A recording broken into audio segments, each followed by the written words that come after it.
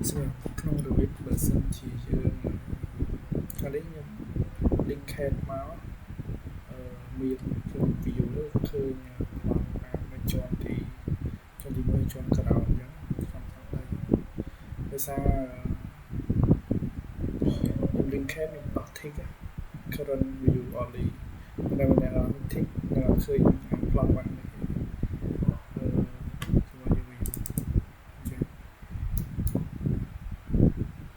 ខ្ញុំលុបចេញ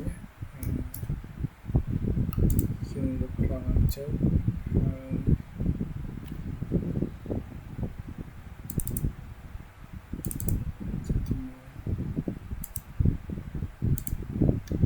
ញុំលុបចេញហើយខ្ញុំ use 3D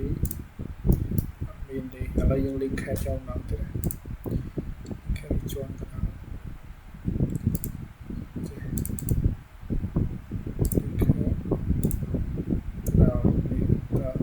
ទីកនេះពេលដែលយើង view នឹងអត់ឃើញ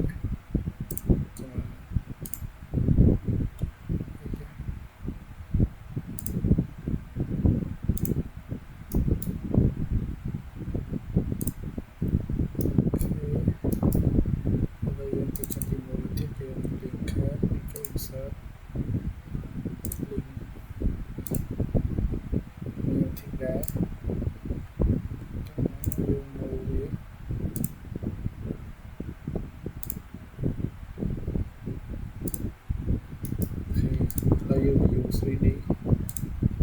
អត់ឃើញទេដោយសារយើង tick មិនដឹងប៉ុន្តែ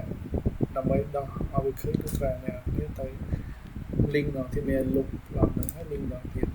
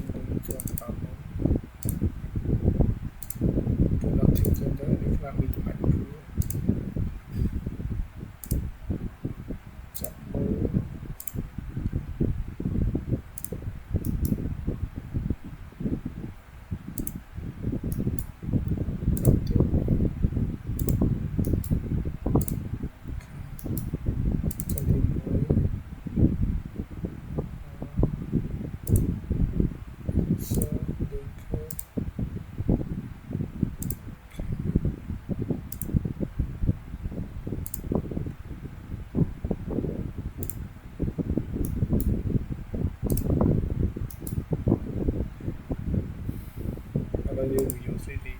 នៅអូខេពេលដែលយើងដោះ tick យើងនឹងឃើញ view ឃើញប្លង់ដែរ